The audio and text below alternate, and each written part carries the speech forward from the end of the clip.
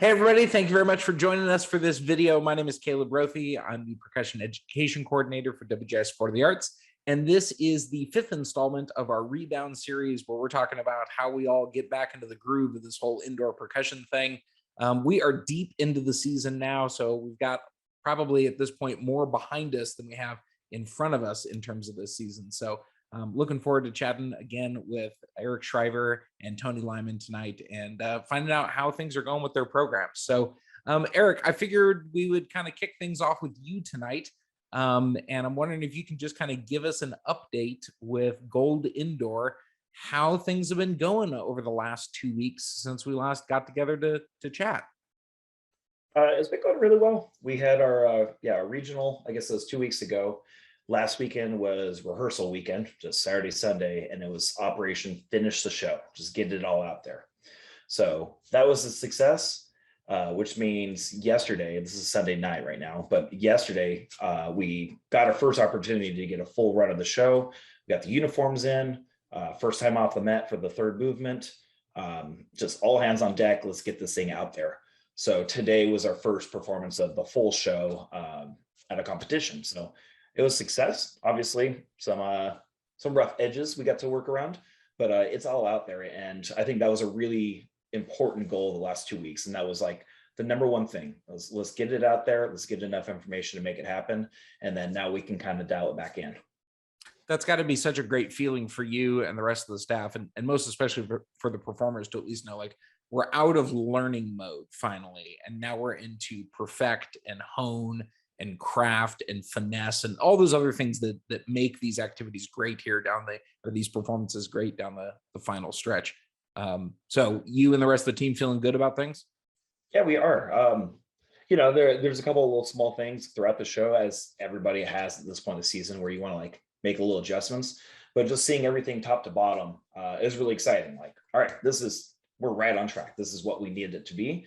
And now we just have our laundry list of things we need to clean, but it's a comfortable feeling. Like, we know what we need to work on, but we got enough time planned in the schedule for it. Excellent. And is this kind of consistent with when you had targeted having the show finished? Like, did you finish it on schedule? Are you ahead of schedule? Did it end up completing, getting the whole thing out on the floor a little later than you were hoping? Where are you in that part of the process? It depends on which schedule. Our first one back in like October, November, no, for sure. Okay. We're not on schedule, but the realistic, like, once we got into the season, we're like, all right, this is what we need. I think once we got into January, we started really getting show on the floor, and we like honed in the actual like master plan. This is right where we need to be. And I feel like we barely just got to the finish line, like where we needed to be before our next regional in 2 weeks. Yeah. And we'll talk about that a little bit more in a couple of minutes with like where things are going with Gold. Tony, let's check in with you. How have things been going with the program at Petal High School? Well, I can say that the regional that we did this weekend was kind of the shot in the arm that we needed as a group. And I can't even say that it was all a shot in the arm for the kids. It was a shot in the arm for me that helped.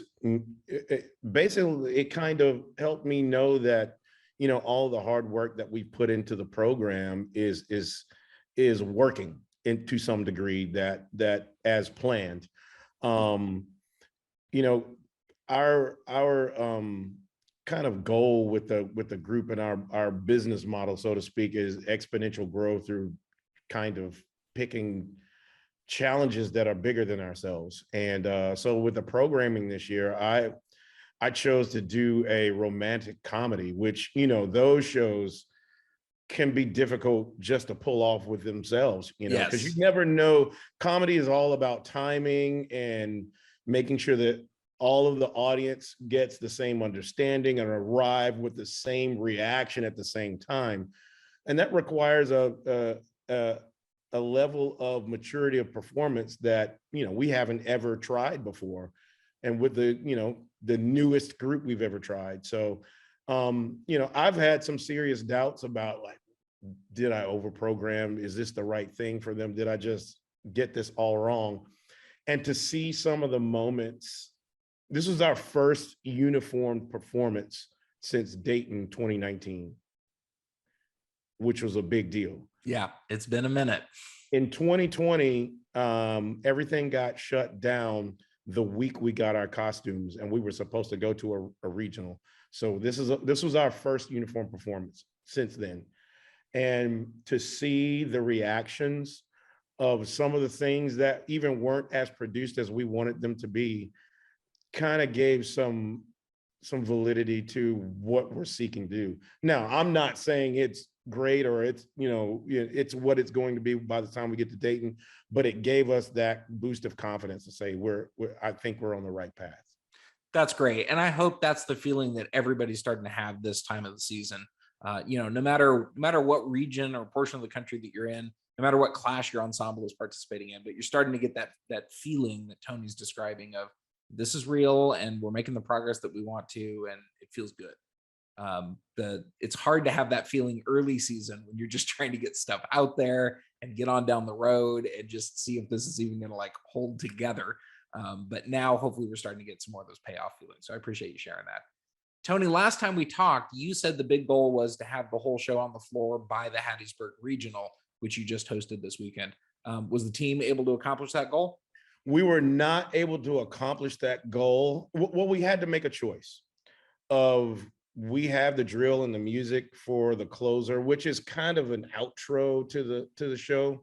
It's kind of a ballad closer combo. It's only about a minute long. And we wanted to make the choice where, do we want to get the front part of the show that we know better to get a better read on that, or just kind of have it all in the same shape to get a worse read on all of it? So we chose Hamburger A, and just chose to get the first three parts of it out there and stronger. And I think we made the right choice, because they are now strong enough to where we can just drop the needle on the last half of it, and it could be to some degree of the same quality that the front half is.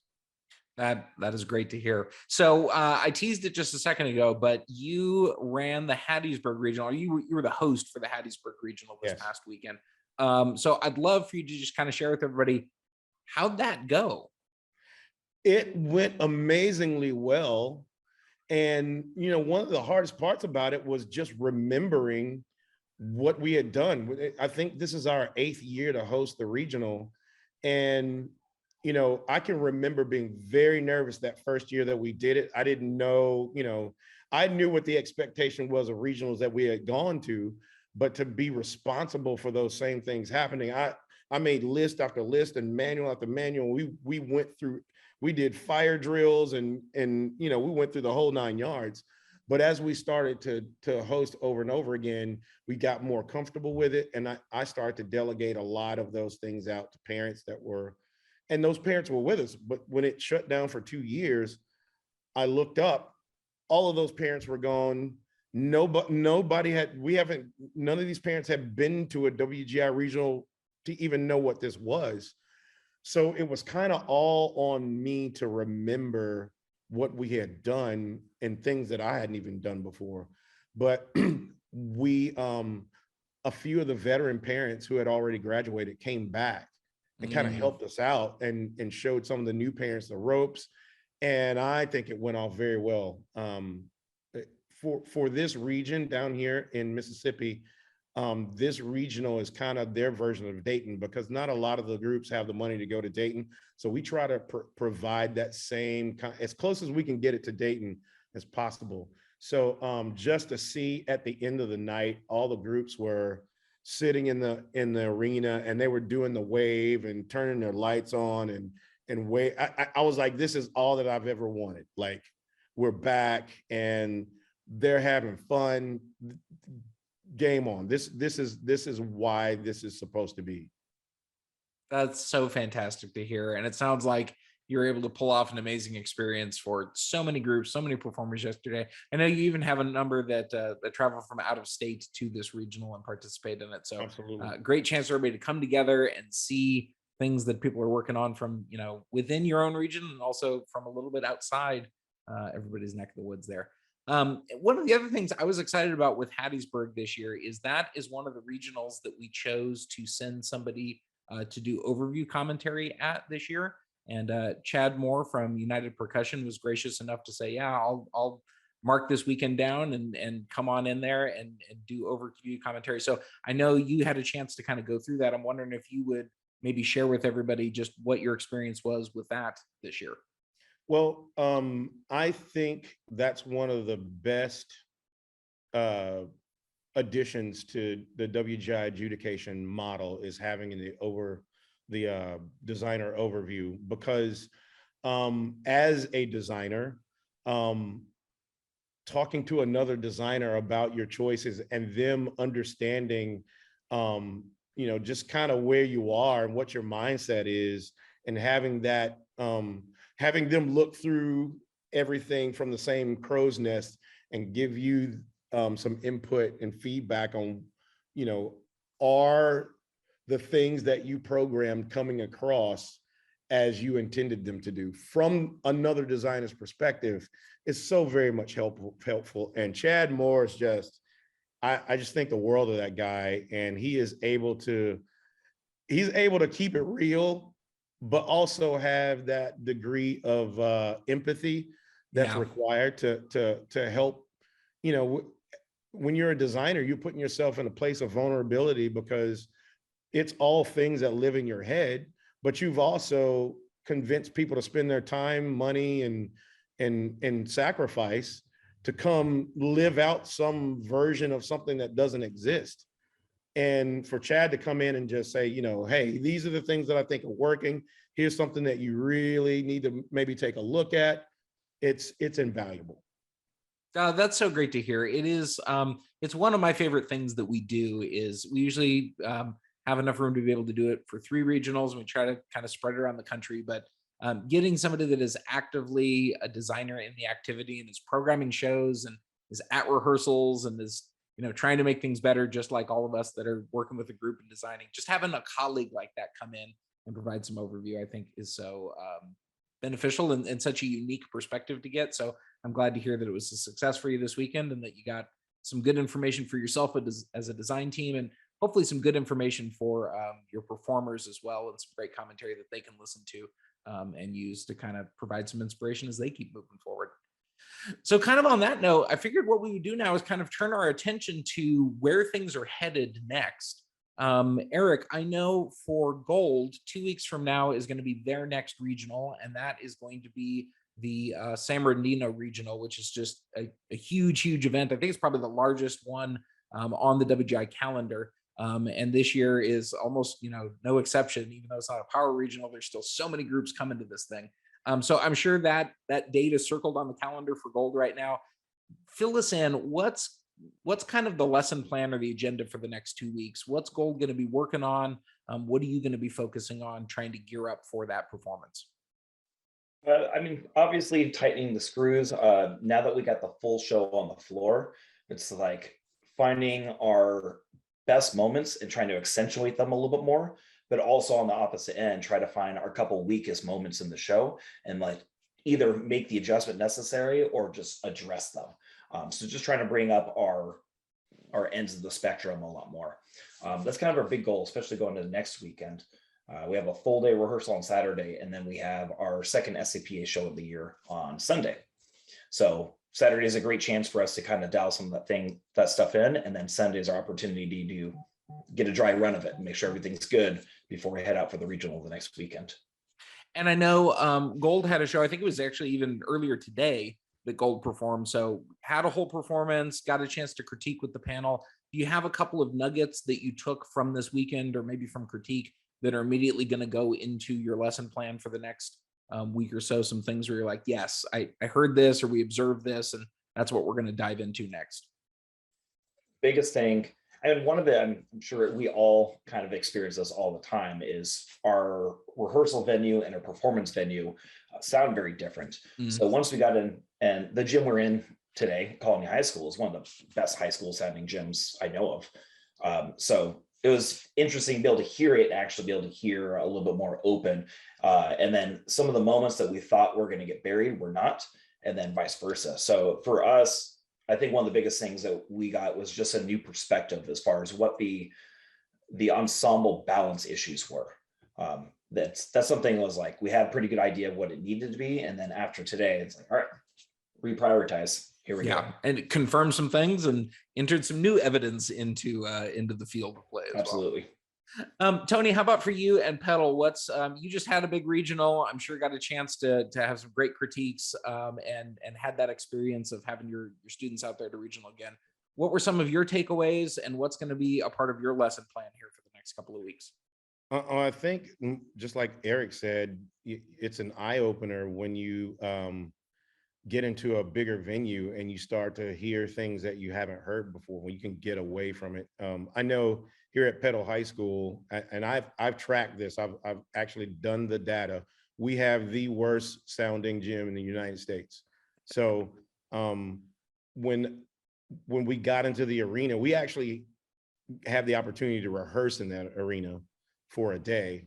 And so balance is probably the biggest thing for us, you know, and being able to mix and go through the score and make sure that all of the prioritizing what is the focal points of the musical book, and making sure that those are all balanced. So finishing the show and making sure that we refine all of the musical moments in the show to try to bring them to fruition to where they're easier to follow, and making sure that the performers are being held accountable.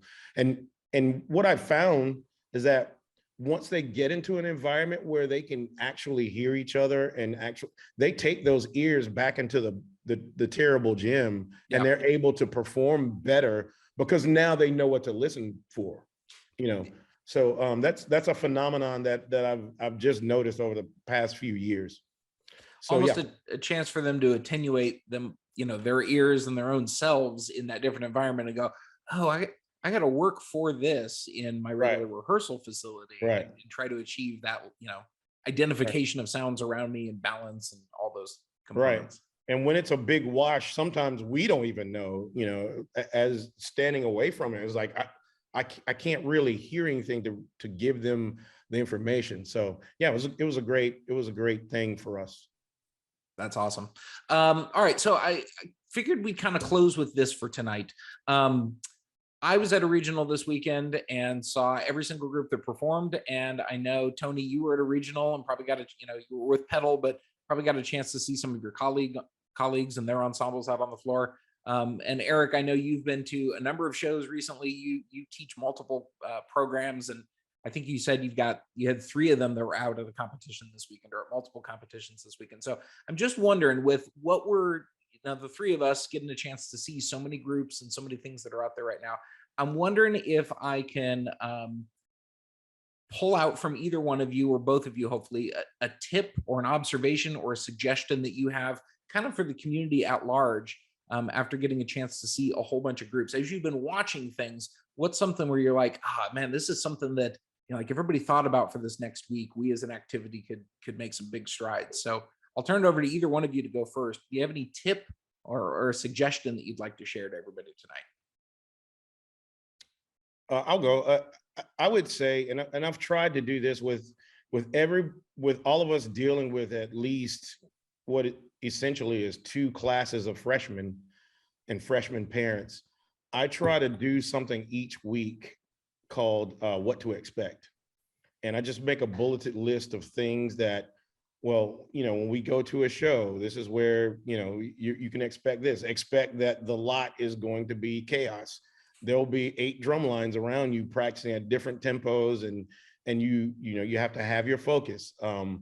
Make sure you check the weather and make sure that you have a plan for if it's cold in the lot, which for some reason this weekend it was freezing in Mississippi on this one single day. If the more things that they know before they go into the show, the less things you have to tell them, and the less amount of surprises and fires that you have to put out. Yeah,